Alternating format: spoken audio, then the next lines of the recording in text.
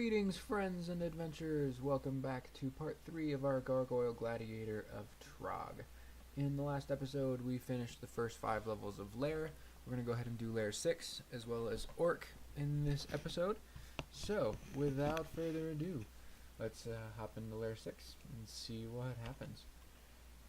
So, I guess some new things, well, not new, but some new dungeon crawl related stuff. I had steel javelins, don't want that.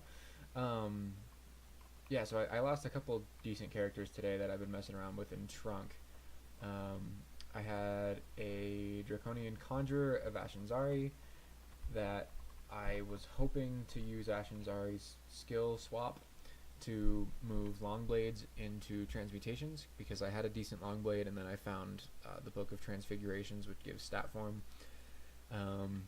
And as soon as I made the switch, I ended up dying to a pack of Death Yaks. So, obviously, we don't want that to happen here.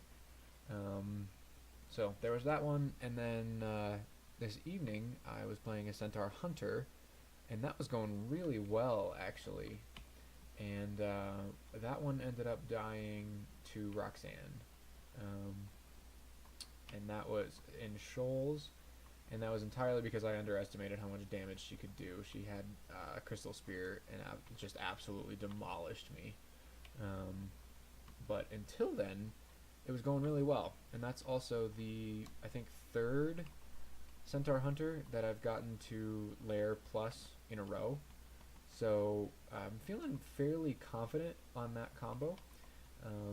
So after this Gargoyle win, I think we'll probably end up doing Conjurer on video, and then taking care of Centaur Hunter after, off of video rather. I think that's one I can probably get a win with without having to record it and go super conservative like I would. So we'll see how that goes. I also didn't think I was going to have to record Gargoyle, but I then managed to get myself killed repeatedly. So here we are.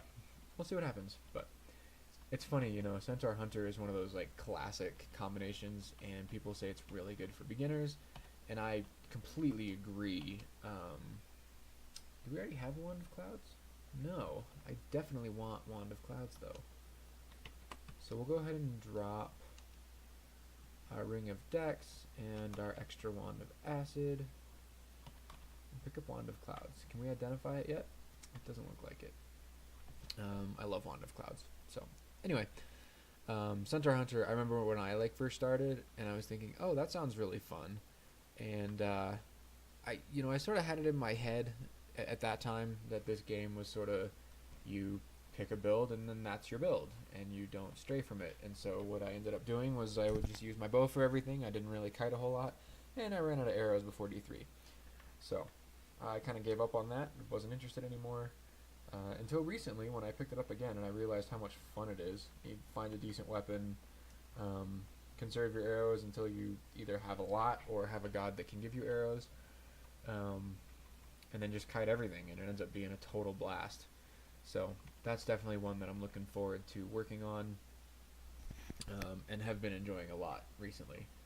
So that was a little bit heartbreaking to just get demolished by Roxanne, but learning experience. So we've got an identify here. We'll go ahead and identify our Wand of Clouds. We also found a scarf, so we'll go ahead and put that on. Put that on after we kill these snakes. That may have been unnecessary. Do I have our poise? Oh yeah, duh, I'm a gargoyle. I'm immune to poison. So I probably didn't need to berserk on snakes, but snakes always make me nervous. They're faster than you, and they can stack up damage really fast. So usually the dangerous part about them is the poison, which isn't a big deal here, but they can still do pretty decent damage. So, and berserk again is free. Might as well. I had something in my head for a second there, and now I can't remember. Oh yeah, scarf. Let's check that. Oh, repel missiles. Cool. I'll take that. We'll go ahead and drop this. We'll drop that other plate armor. This plate armor, even though it can slow us, I like the extra AC that it gives right now, and the RC plus is just a nice little bonus. So we'll keep that on for the time being. Guardian Serpent. Okay, if it's just him, that's totally fine. It looks like it is.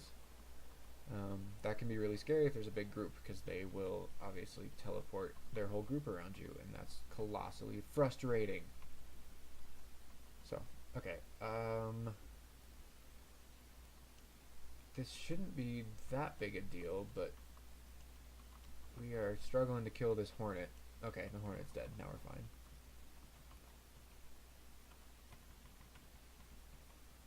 Okay. And I kind of like this layer 6 layout. We need to make some room. Let's go ahead and try on this ring instead of see invisible. Ring of fire. I don't want that. Well, I guess we could. No, that's just going to trade RF for RC. Anyway, I like this layer 6 layout because this little center thing I think is kind of cool. It kind of lets you take on the different branches. You don't have to take on the very end until you're ready. So I find that quite useful. I think it's some Catoblepus or maybe just one. I can't remember exactly what's in there. Obviously, it's going to be dangerous, so that's something that we'll need to keep in mind. We do have our Wand of Clouds, which should make the treasure room significantly safer. So we'll see. I don't care about a Wand of Polymorph.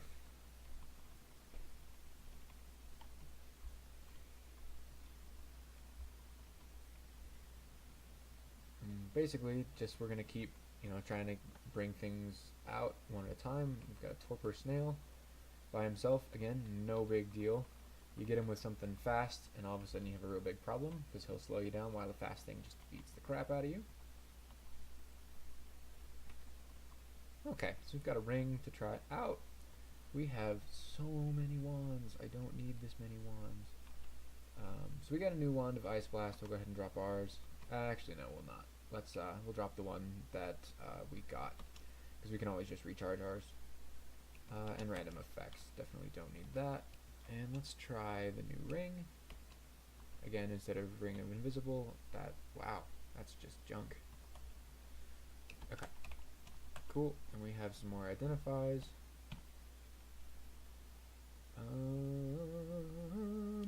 We'll go ahead and identify a potion.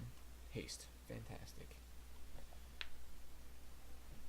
So, just like last time, I have some blue dragons going on the other screen. So, I'll just take 2 seconds, sort of between kills, and set it up again, and then we'll finish this vault.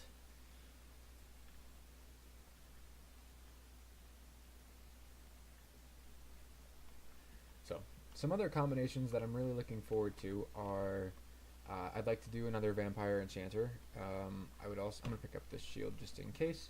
I don't think I'm gonna end up using it. I think I'll end up using a Great Mace, but if we get a cool Evening Star, then we'll train up that shield. Anyway, yeah, so the Vampire Enchanter I'd like to do again, probably as part of the greater player attempts. Another one, I want to do some kind of Demon Spawn. Again, obviously, we had the Demon Spawn Abyssal Knight that died, and since then I got a Demon Spawn Wanderer to Zot, actually, before it died, and then I got, I can't remember what it was, another Demon Spawn to like Depths or something before I got it killed. So I've had a few Demon Spawns do relatively well, and that's a race that I really like. I think the mutations are so interesting, especially Demonic Guardian, as we learned in the Abyssal Knight video. That one's just super strong. So we have a ruined door here. There's almost certainly something nasty behind it. I do feel pretty strong right now. So what I think I'm gonna do, I know there's a way to annotate levels, but I won't remember that I did that. So what I think I'll do is actually just open up Notepad and write myself a note that this is here, and we're going to come back probably after Orc. If something really spooky is in there, like a fire dragon, I don't know if that can spawn, but my gut is telling me it's possible as I'm at a depth. But if something is really bad in there, we could just die. Our resists aren't very good right now. and we don't even have 100 health, so I'm not going to risk that at this point, but I do want to come back and do it. I don't want to just forget about it, because that's definitely something I would just simply forget about. So we'll go ahead and open up Notepad, layer 6, room door. Alright, and then we'll just go ahead and put this on our other screen.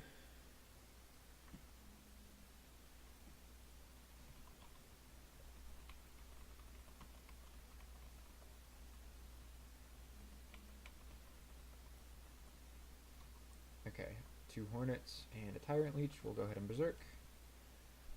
And we've gained a level. Strength is fine. I don't really care.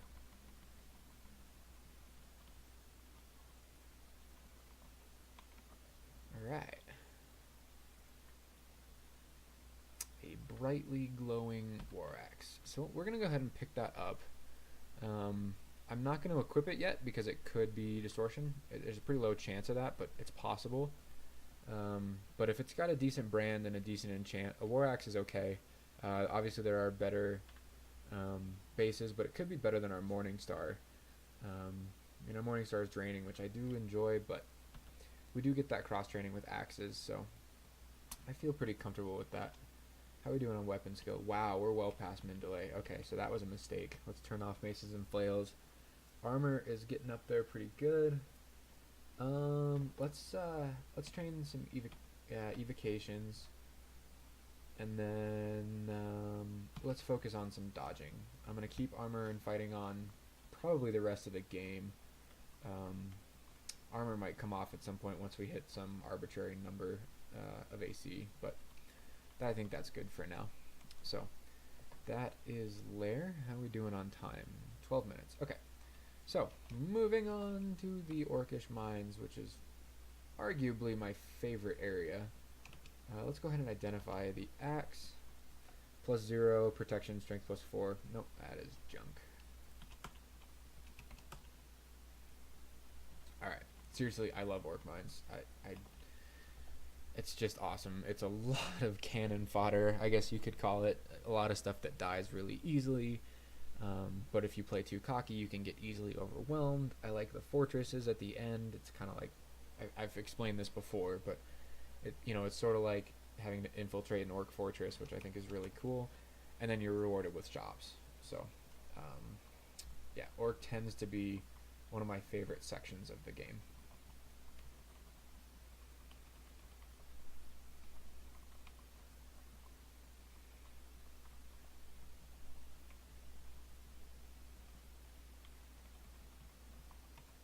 As you can see, the delicious fodder. Is this like an ogre vault? Yeah, cool. Easy peasy. Some gold, a book to burn. That's the Book of Callings. If we were any other god, we would probably memorize Lightning Spire. I think I'm like Ultra. I try to just train Lightning Spire in every game. It's too strong. Well, I don't think it's too strong, but it's very, very strong. I think we have an upstairs to check. Urolka. Okay, 33% banishment. That's way too high for me to feel comfortable. So we are going to go ahead and Trog's Hand. Cool. And then we'll check this upstairs. Yeah, we got a new little zone.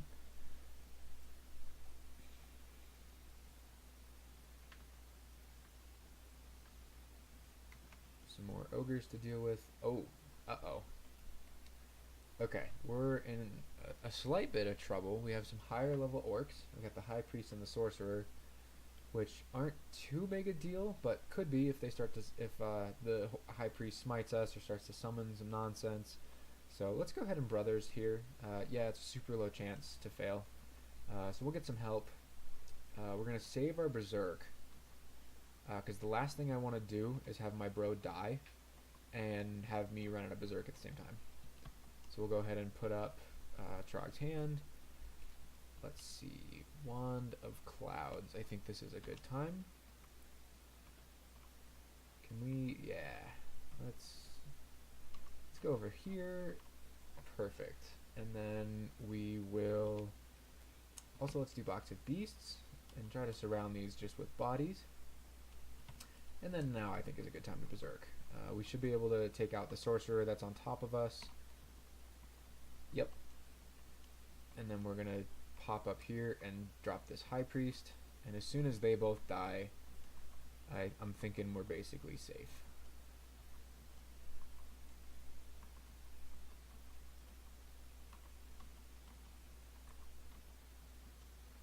I'm having a heck of a time. There we go, the high priest is dead. I was having a heck of a time hitting it.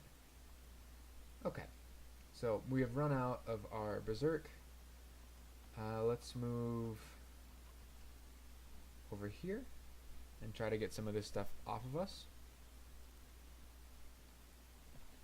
And we're still in trouble here. We are slowed. We can't berserk now. This is what I was kind of afraid of with an early berserk. So I think what I'm going to do is Wand of Clouds again. At this low evocations level, there's a pretty good chance that it'll just be Mephitic, which is just great. So we're going to go ahead and put that here. And yeah, we'll just confuse a bunch of things. And then let's go ahead and get another bros. And then we should, I think at this point, be pretty well set. There's not a whole lot else that's crazy dangerous in here. The ogre mage is slightly annoying, but not a massive danger. This sorcerer, same deal, slightly annoying, but should die here in about a turn. Okay, so we have taken some good damage. Let's go ahead and, I think this is a good time to heal wounds.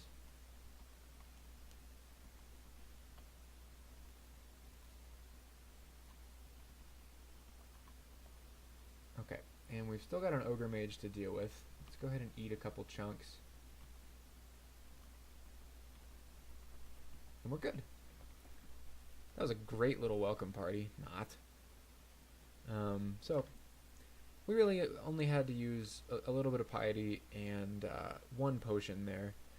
One heal wounds, which that part is a little bit of a downer. But I'm not too worried about that. That's kind of what they're there for, right? Consumables. I wonder if there's an upstairs. I mean, obviously, or a downstairs rather. Obviously, I think there has to be. So we probably shouldn't have taken that escape hatch. Yeah, there's the downstairs. So taking that escape hatch was a misplay. And that's why we were in so much danger there. We didn't really have anywhere to go. So that's something to keep in mind. I shouldn't have done that, but it worked out. We're strong enough.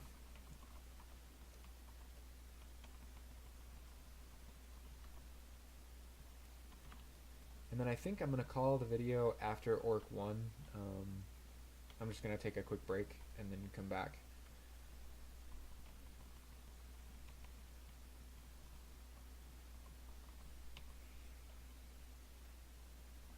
I mean, Jesus, this is Orc 2.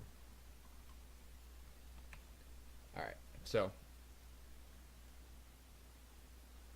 I think I'm going to take just a quick break and call the video here. We'll finish Orc 2 in the next video. So have a great day.